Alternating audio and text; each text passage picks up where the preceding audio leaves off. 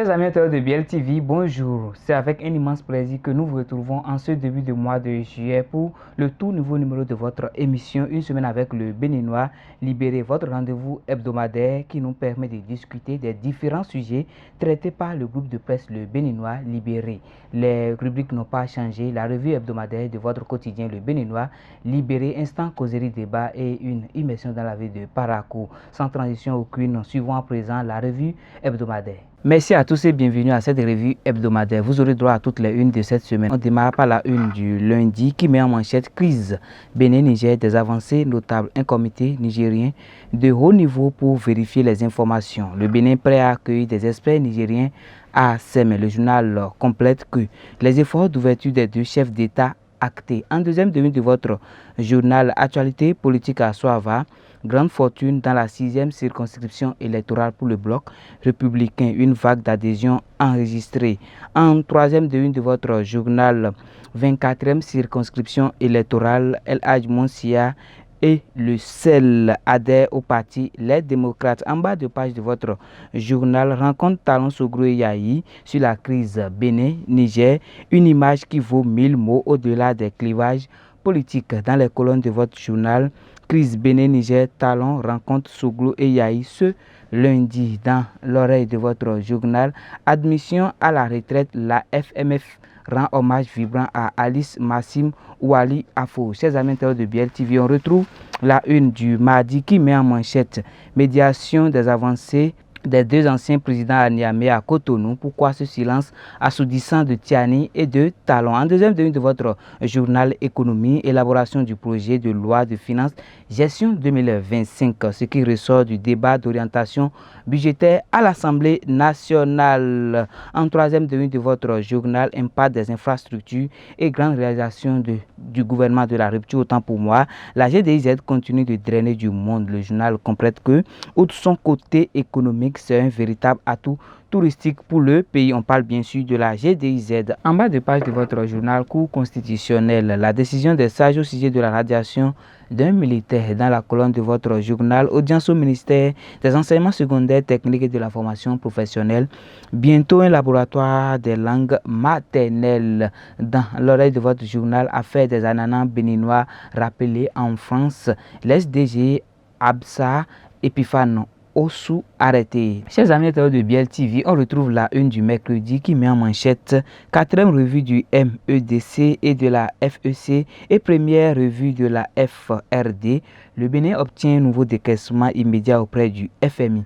La résilience remarquable de l'économie béninoise reconnue. En deuxième demi de votre journal, top 10 des pays africains les plus mal gouvernés selon World Economy. Le Bénin toujours absent. En troisième demi de votre journal, Aristide Adjinakwa, la direction générale de l'ANIP, tout sur celui à qui incombe la responsabilité de sauver l'honneur des Béninois. En bas de page de votre journal, Assemblée nationale, la loi sur le code de l'aviation civile et commerciale adoptée à l'unanimité. Dans la colonne de votre journal, amélioration de la situation éducative dans plusieurs communes, le projet BCPODD4 lancé. Dans l'oreille de votre journal, on peut lire concours du recrutement de 150 fonctionnaires au profit de la direction générale du Trésor.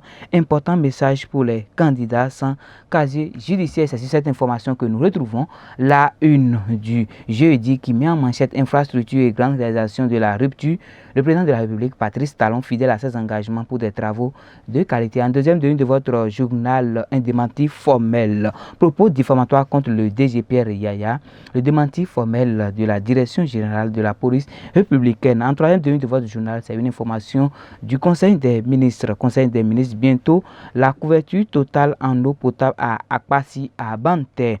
Toujours à la une de votre journal, projet du programme d'action du gouvernement. Une mission pour veiller au bon déroulement des chantiers sur le terrain. En bas de page de votre journal, portrait. Rachid Gbadamassi, un homme, une histoire.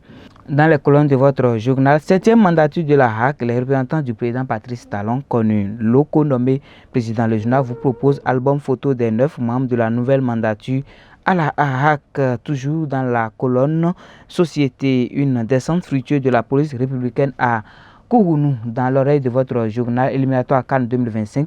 Le tirage au sort aura lieu ce jeudi, annonçait le journal. Pour finir, la une du vendredi qui met en manchette situation des dialysés en République du Bénin, le vrai visage du problème. Les 4 propositions de l'honorable Sossou au gouvernement. En deuxième ligne de votre journal, 7e édition du MOTA, les prouesses du Bénin dans le secteur des mines saluées. Les envoyés de Adambi vantent les mérites des actions dans le secteur minier au Bénin. En bas de page de votre journal, Hack Marcelin Aronoukou encore au biberon pour 5 ans. La jeunesse de Tofor pleure du sang. Les jeunes promettent de se venger de l'UPR aux prochaines élections. On ne fait pas la promotion de tout, dit le journal. Dans la colonne de votre journal, circuit touristique de l'Afrique de l'Ouest de Goodwill Group, les potentialités du Bénin, Togo, Ghana et Côte d'Ivoire à portée de chers amis de BL TV. Ainsi se referme la revue hebdomadaire de votre journal pour cette semaine. À la prochaine.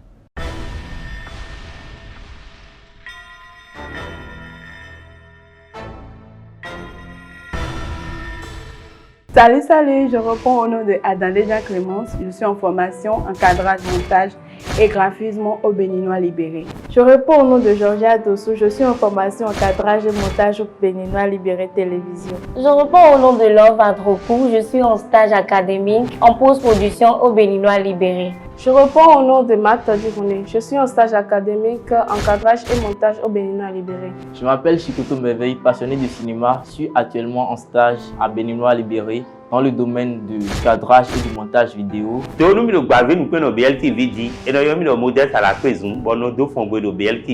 suis Cyril Rouga, je suis réalisateur cadre-monteur à Béninois Libéré. Je m'appelle Kwakano Hamza, je suis technicien audiovisuel au sein du groupe de presse de Béninois Libéré. Je suis vidéaste, formateur en cadrage et montage au Béninois Libéré. Je réponds au nom de Gérard Séguion Tchao.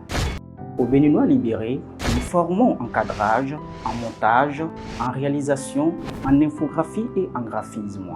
Vous avez besoin de tout service ayant rapport à l'audiovisuel, spot publicitaire, des reportages, des documentaires, des tournages de films, des conceptions graphiques, de l'infographie. Contactez-nous seulement, nous allons vous satisfaire. Avec le Béninois Libéré, nous avons une très grande capacité à comprendre et à traduire les idées des clients en une image captivante. Le Béninois Libéré est situé à Agla, et précisément en face du carrefour Nangon. N'hésitez pas à vous abonner à nos différents canaux TikTok, Facebook, YouTube. le Béninois Libéré.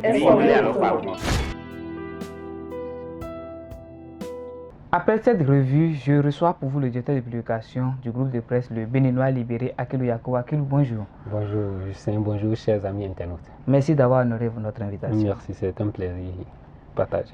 La crise Bénin-Niger continue d'animer les discussions et le lundi dernier, les 2 anciens chefs d'État, Boni Yahi, je vais dire Soglo et Boni Yahi, ont été reçus par le président béninois. Et comme si vous étiez dans le secret des dieux, vous avez titré en manchette quelques heures avant la rencontre, je cite, crise Bénin-Niger, des avancées notables, un comité nigérien de haut niveau pour éviter les informations. Le Bénin prêt à accueillir des experts nigériens à ses mains. Ce que le communiqué de la série de communication a confirmé après la rencontre. Que pensez-vous de cette démarche?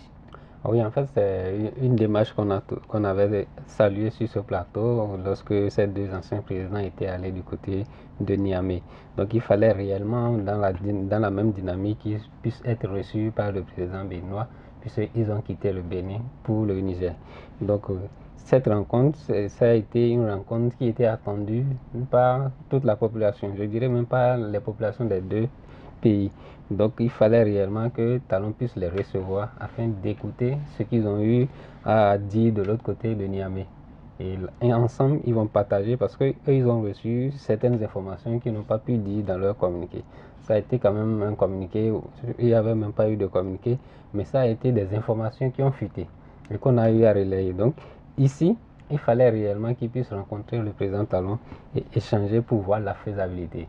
Et au regard du communiqué qui est sorti après cette rencontre-là, on a constaté qu'ils ont dit qu'il y a eu des avancées notables et que les 2 présidents étaient quand même ouverts pour que le DGL puisse déjà commencer. Donc voilà un Nous peu. avons appris qu'ils veulent mettre en place un comité tripartite pour la résolution de cette crise. Oui, c'est vrai que le lendemain de cette rencontre, il y a eu le communiqué de Niamey qui est sorti, dans lequel on parlait de ce communiqué et de ce comité tripartite qui va réunir les deux anciens présidents, une délégation du côté de Niamey et puis une délégation au niveau du Bénin. Donc on avait quand même annoncé, mais au-delà de ce comité tripartite, c'est qu'il y aura aussi une délégation pour venir sonder ces endroits où le Niger a des soupçons de bases militaires installées. Donc les Nigériens viendront vérifier pour voir si réellement il y a cette ou bien il y a l'armée française qui est installée quelque part pour former des djihadistes ou bien des militaires pour pouvoir les attaquer. Parce que c'est ça aussi le nœud du problème. C'est vrai que même dans le communiqué, c'est marqué. Ils disent que bien qu'ils aient encore des soupçons d'installation d'une force étrangère du côté du Bénin, qui sont ouverts pour le dialogue. Et c'est ce qu'on peut souhaiter. C'est cette ouverture de dialogue qui peut amener le dégel. Et là, qu'est-ce que nous souhaitons? C'est l'ouverture de la frontière. Est-ce que vous êtes sûr que ce comité peut arriver à résoudre le problème? J'ai toujours dit, quand on parle de médiation, c'est que ce sont des concessions. Ça veut dire qu'il n'y aura pas de gagnant. Donc vous faites des concessions, vous gagnez quelque part, mais vous perdez ailleurs. Donc c'est comme ça au niveau des deux pays. La junte va perdre sur un côté, gagner sur l'autre.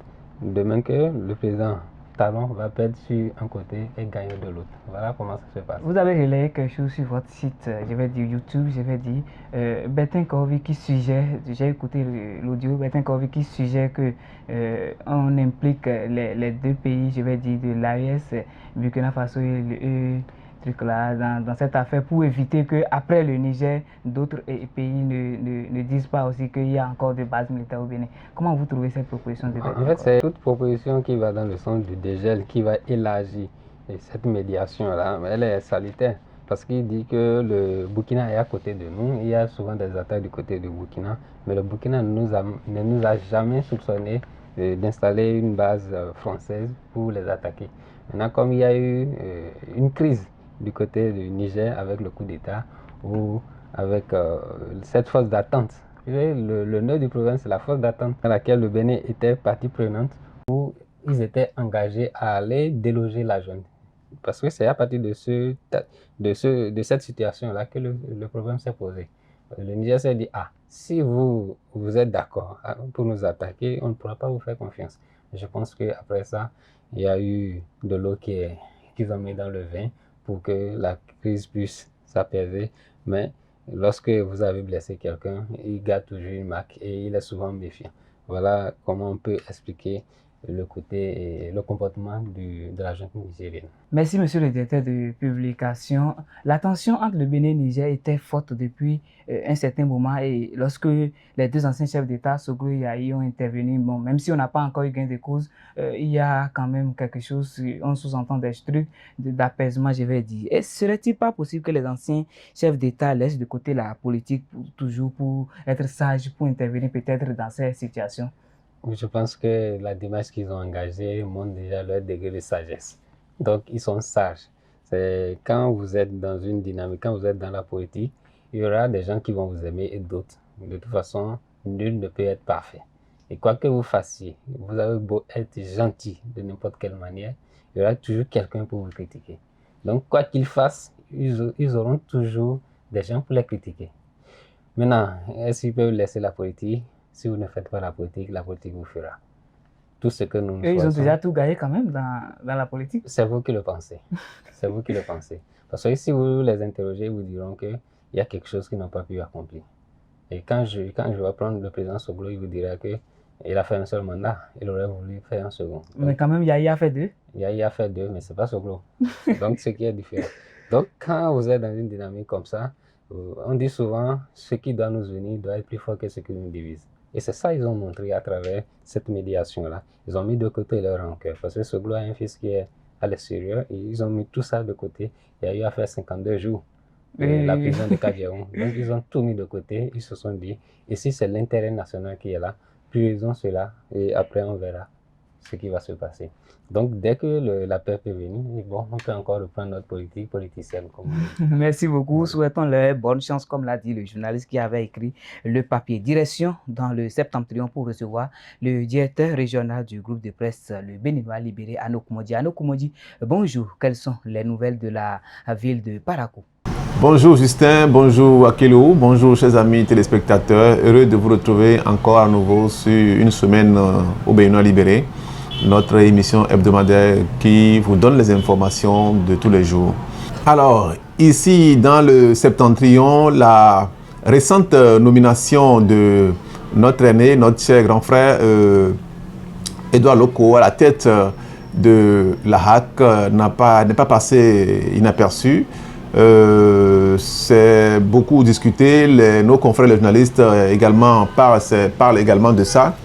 Cette nomination a été saluée, donc c'est une dynamique à saluer parce qu'au moins nous avons un des nôtres qui préside à la tête de cette institution-là, qui est l'organe régalien qui gère les questions de la presse dans notre pays. Cette nomination est à saluer, mais le plus important, ou bien ce vers quoi moi je pense que nous allons tendre vers, c'est de finalement arriver à l'élection en notre sein, d'accord, du président de cette institution-là, que cette élection-là nous revienne et que ce ne soit plus les politiques qui se chargent de désigner le président de cette institution-là qui nous appartient, qui est notre maison à nous. Donc vraiment, c'est un geste à saluer, mais ce geste-là, nous appelons le président à l'approfondir, à le continuer pour que notre corporation, je dirais, ait ses lettres de noblesse. Nous souhaitons vivement que les réformes annoncées, les réformes promises par le président à notre égard, que ces réformes-là puissent aboutir avant que le président ne puisse finir son second mandat. Donc, moi, je pense que c'est un geste à saluer. Et maintenant, à l'endroit de notre grand frère qui vient d'être élu à la tête, pas élu, je dirais, qui vient d'être nommé à la tête de cette institution-là, nous croyons qu'avec lui, les choses vont bouger et que notre corporation va gagner beaucoup plus avec sa présence parce que c'est un homme du métier, c'est un homme, il connaît un peu le domaine et donc nous allons l'appeler à agir en conséquence pour que notre corporation aussi puisse jouir des bénéfices qui lui reviennent. Ce geste qui vient d'être posé est pour moi l'ouverture des choses. Aussi, les confrères ont réagi, ont approuvé, ont salué ce geste-là. Et donc, je crois que c'est dans la bonne dynamique. Donc, voilà un peu ce autour de quoi on tournait un peu les questions, puisque cela nous concerne, nous-mêmes, journalistes de cette corporation-là. Voilà. Merci Ado, nous sommes de retour sur ce plateau pour cette seconde partie. Parlons de la situation des dialysés en République du Bénin. Monsieur le directeur de publication, expliquez-nous brièvement le contenu de votre manchette de ce vendredi qui dit, je vais citer le titre, voici le vrai visage du problème. Oui, en fait, le gouvernement a été interpellé sur la situation des dialysés. Ça veut dire ces gens qui souffrent d'insuffisance rénale. Donc, et arrivé à ce niveau-là, le ministre de la Santé était obligé de faire le point par rapport à la situation des dialysés. Ça veut dire combien de dialysés nous avons, quels sont les moyens qui sont déployés pour soigner. Parce que la probabilité que les gens sortent de cette maladie-là, elle est très faible. Je ne pense pas qu'il y ait un médecin pour le moment du côté du Bénin qui puisse dire ceux qui souffrent d'insuffisance rénale puissent s'en sortir. Parce que quand il s'agit d'insuffisance chronique, d'insuffisance rénale chronique, comme le ministre l'expliquait, ça veut dire qu'ils ont besoin de ce traitement-là 3 fois dans la semaine. Or, ce n'est pas un truc qui est facile. Et quand il fait le point, il dit jusqu'à la date du 1er novembre 2023, il y avait 413 dialysés. Et parmi ces 413 dialysés, il y a 288 qui sont pris en charge par l'État. Pourquoi? Et 124 par leurs propres frais. En fait, ceux qui souffrent d'insuffisance rénale ne bénéficient pas d'une prise en charge automatique. Donc, chacun se prend en charge. Et ceux qui sont pris en charge, ce sont des fonctionnaires d'État. Et que quelqu'un est fonctionnaire d'État, soit son enfant souffre, soit son conjoint, sa femme. Et c'est comme ça. Maintenant, il ne faudra pas que ces enfants-là dépassent 21 ans. Parce que dès qu'ils atteignent la majorité 21 ans, ils ne sont plus pris en charge. ils deviennent déjà des adultes autonomes qui peuvent se prendre en charge. Donc, il faudra qu'ils soient en dessous de ces 20 ans, 21 ans ou plus. Donc, voilà. Donc, et aujourd'hui, quand l'État fait le point, on a 412 personnes qui souffrent de cette maladie-là actuellement, bon, jusqu'à la date du 1er novembre 2023. Mais cela ne veut pas dire que ça n'a pas augmenté. C'est parce qu'ils ont fait un point jusqu'à cette date-là. Donc aujourd'hui, l'État a quand même fait des efforts parce qu'en dehors du CNHU, il y a le centre départemental de Borgou, excusez-moi, où les gens aussi peuvent recevoir ce traitement-là. Et au-delà de ces deux centres-là, Porte-Nouveau et Abomey aussi sont dotés de matériel de dialyse. Aujourd'hui, donc, on a 4 endroits où les gens peuvent soigner ces malades-là, ces dialysés. Donc, mais est-ce que c'est suffisant? Non, puisque nous dépassons déjà plus de 13 millions de Béninois. Et il y a cette maladie-là qui continue du faute et par l'utilisation de ces médicaments, des tisanes qui abîment nos reins. Parce que ce sont les reins.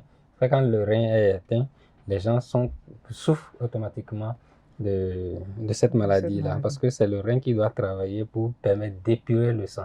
Et quand le rein ne fonctionne pas normalement, c'est l'insuffisance rénale qui s'installe. Et le nouveau centre, je vais dire, qui sera mis en place, est-ce que ça... Oui, le CHIC, comme on l'appelle, le centre hospitalier international de Calavi. Oui, puisque là, il y a au moins 8 pôles avec 18 spécialités.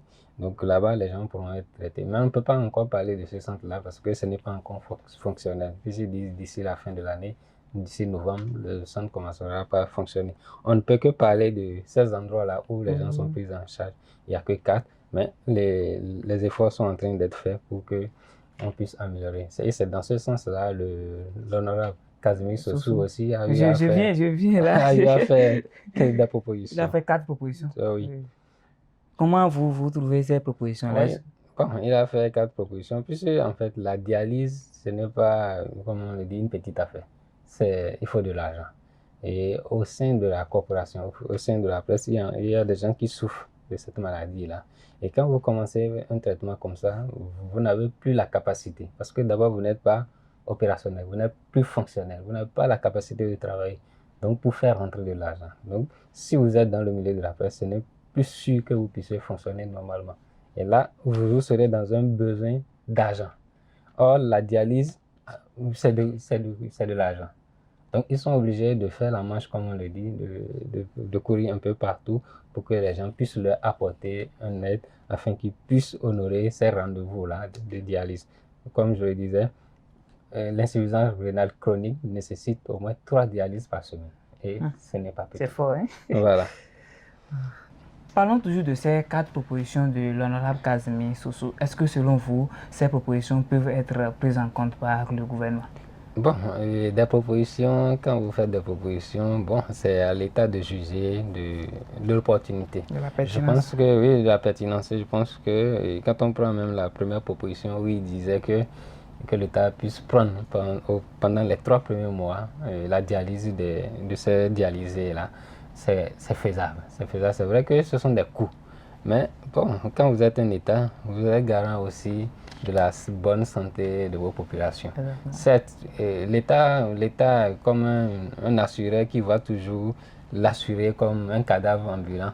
Donc l'État aussi se dira que bon, je prends en charge comme si c'est de l'argent que je suis en train de verser. Mais l'État n'a pas le choix. L'État est obligé de prendre en charge ces dialysés-là.